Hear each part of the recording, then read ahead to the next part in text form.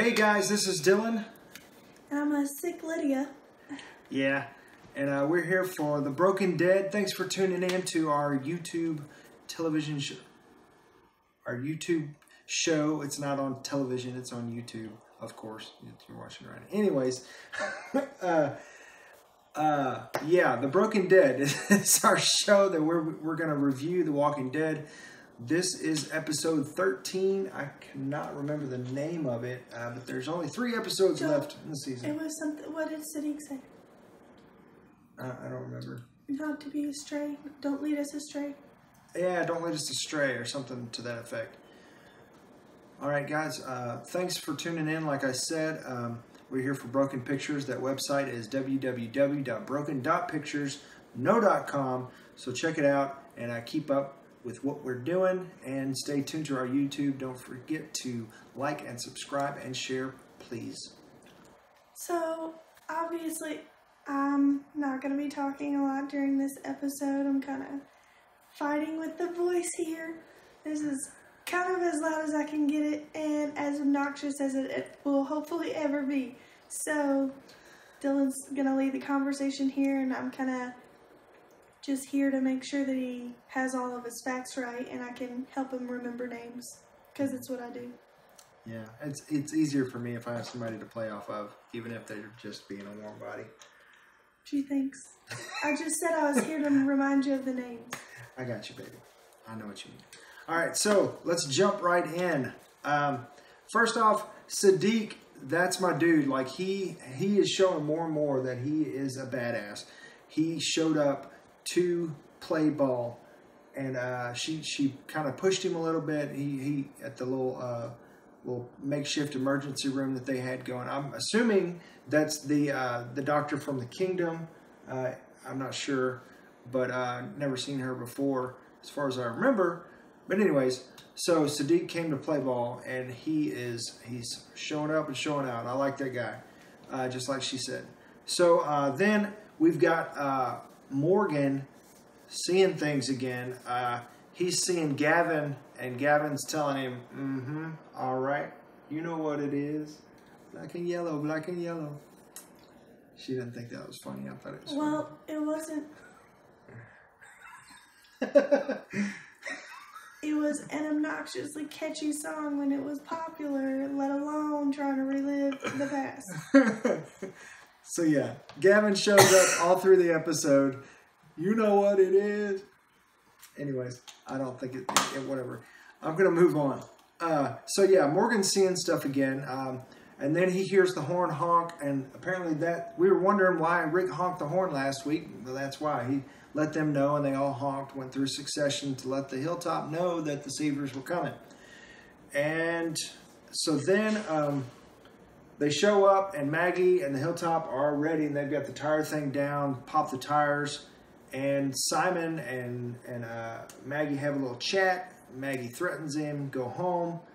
And Simon, of course, doesn't take that too well, because Simon doesn't take anything too well unless it's from Negan. And then, well, I mean, take command. Yeah, he doesn't take it well, but he puts up with it a lot more. Other people, he just like, just kill them all. Just kill them all. Did you forget what happened at the heap? That's what I'm saying. Is he like when somebody else challenges him, he loses control and goes all out. But when Negan challenges him, he restrains himself. So then Dwight checks him and he's like, "Is that really what Negan wants?" And then he's like, "Screw Negan." And let's see. Maggie's game plan here was, just awesome. I mean, the 2 waves of attack, drawing them in, attacking them, and then drawing them out again and attacking them again was really good. And then Rick and his group flanked them from behind. It was just really, really well done. I really enjoyed that. And the action was just so intense. The whole episode just felt like it flew by. It was one of those episodes. But then when I got to making notes and writing down, I was like, it's like a whole page here of things that happened that when you slow down and think about it, all this stuff, you know. And so then all right, so Tara is over there, and Simon sees her, and he goes over to try to kill her, and Dwight shoots her with his crossbow, I guess to kind of get Simon off of her. I'm assuming that's what it's for. He's trying to save her. Especially since Dwight doesn't miss. Mm-hmm. Yeah. Well, he did miss because he hit what's her name, Tara's girlfriend, instead of Daryl. He said, "I was aiming for you." That was also when he first got the crossbow. Oh, right. He's had it for quite some time now. Yeah. I'm just saying. And he just grazed her. As long as we're keeping each other, in facts and stuff. So, anyways, so yeah, what do you think? Do you think he did that on purpose? Do you think he just got jumpy? Do you think he's all savior, or do you think he's working for the Hilltop still, or Rick and the gang? So, let's see, where are we at? Rick almost kills Siddiq. After the flank, Simon, Dwight, and some of the saviors, they get away, and then Maggie and one of the ladies from the kingdom have a little moment. She's telling her, hey, you're a good leader, you did a good job, and Maggie goes a little governess, gets in that headspace where she's just like, look, I only did this because I wanted Negan to come here. I lured him here with that body, and I knew he was going to come. I was going to be ready, and I wanted Glenn's grave to be the last thing he saw before he died. And so she really didn't care about the cost. I think it's governess. What did I say? Governess. The governess. And two. If you can hear her, she said, and two.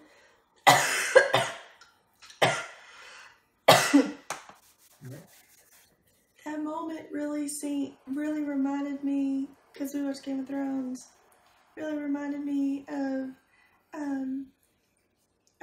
course I forgot the Cersei? names. No, Brienne of Tarth and what's the redhead? Sansa.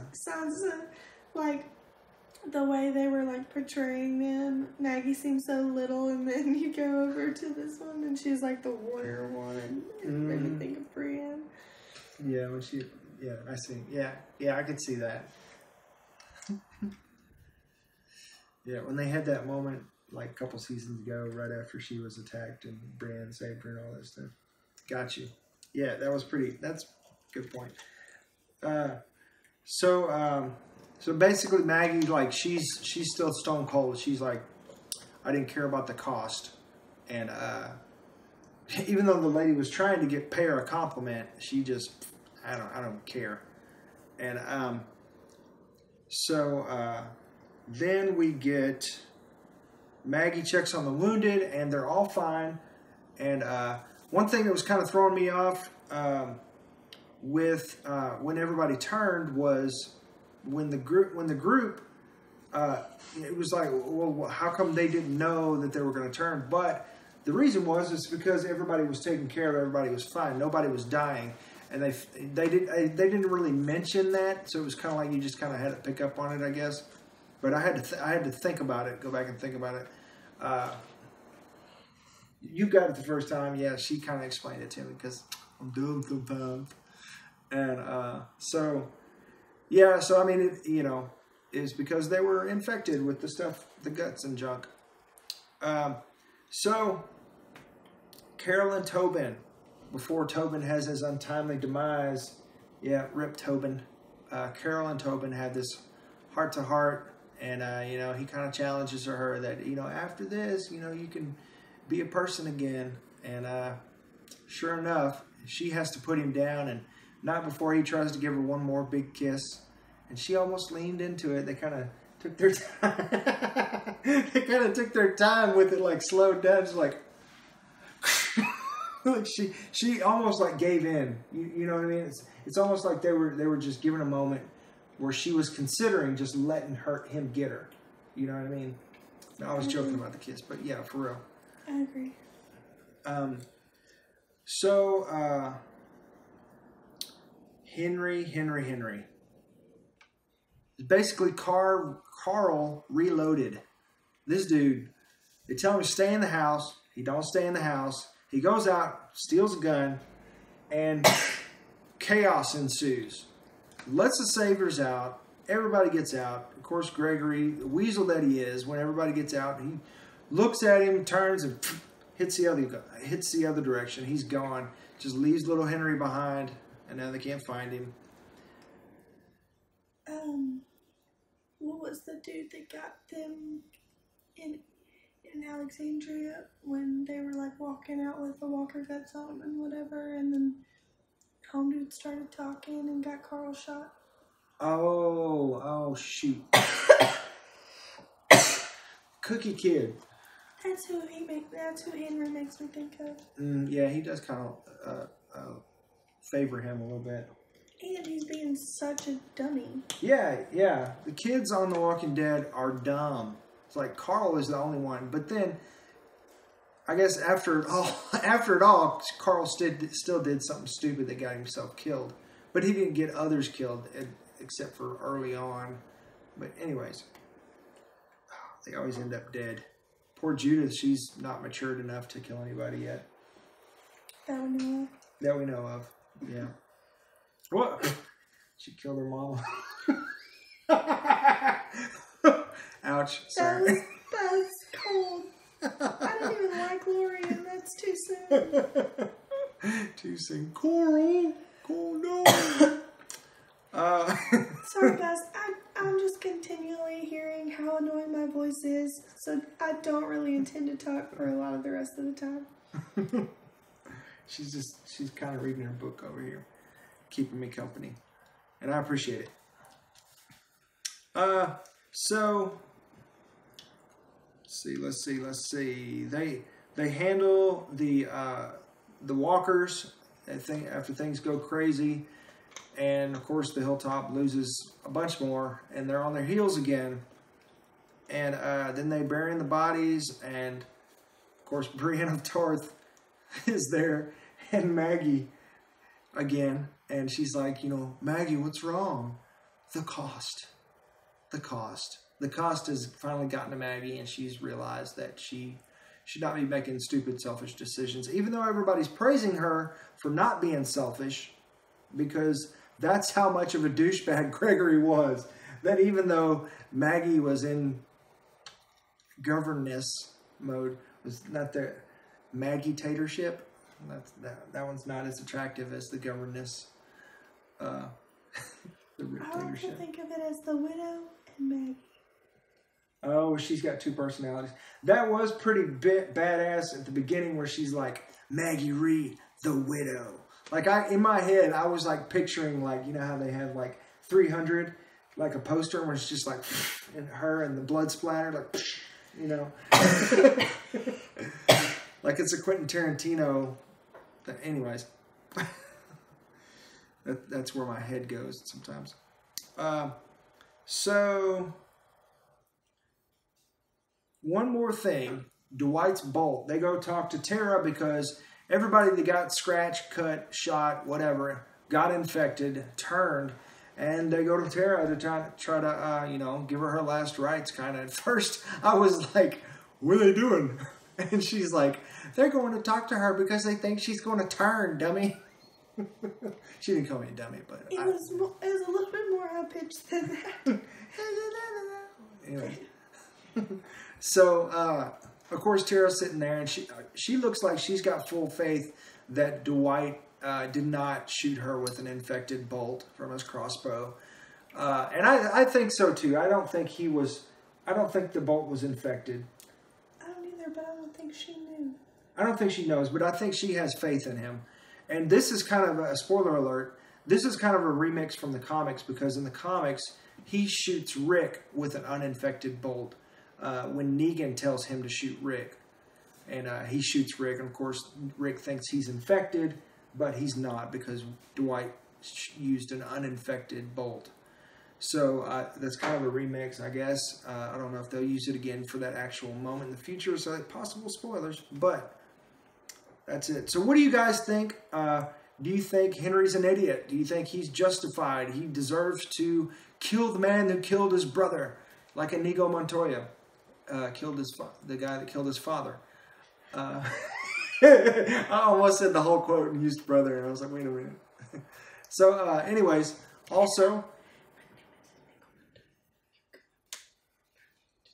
y'all couldn't hear her, but of course she had to say it out loud, as you guys probably are right now.